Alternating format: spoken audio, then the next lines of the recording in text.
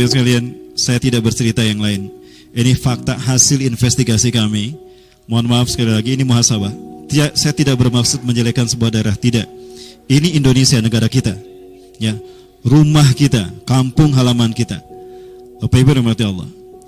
Masih ingat kan tsunami Aceh terjadi tahun berapa? 2004, tanggal 26 Desember 2004.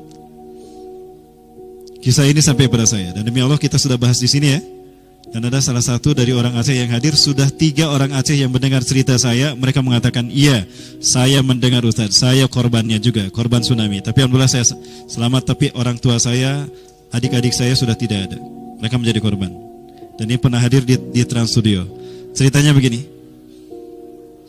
ya, sesuatu yang membuat kami tidak bisa memahaminya ini. Tapi ini adalah iktibar dari Allah. Kami menyaksikan di kota Banda Aceh bagaimana peristiwa itu, liputannya ada. Dulu kami simpan dalam satu file.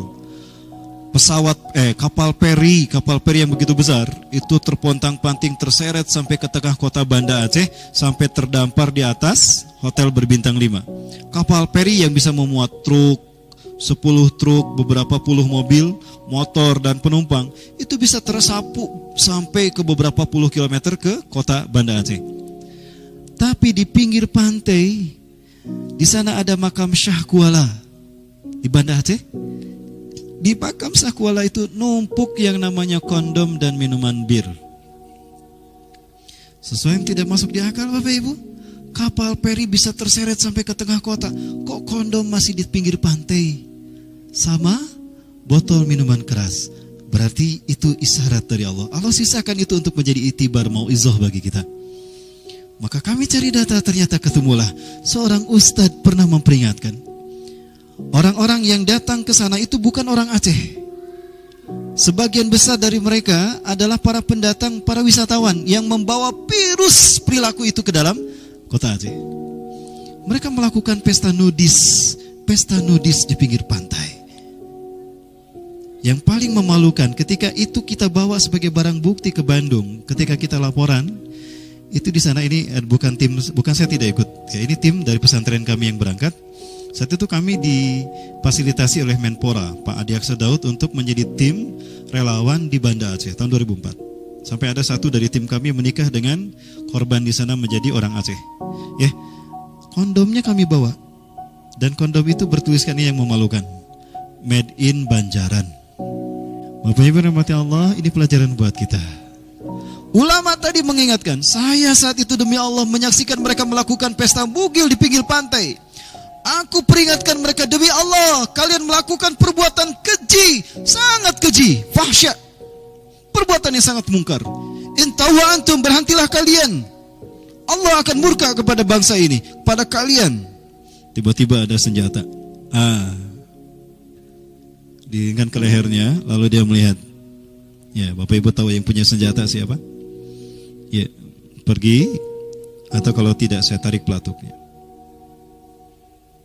Tarik ke bawah, jedar, saya nggak main-main. Ya, ditembakkan ke bawah, jedar. Akhirnya Ustadz itu pun kagetan. Ustadz itu bilang, baik, saya akan pergi, tapi jika terjadi sesuatu saya tidak bertanggung jawab.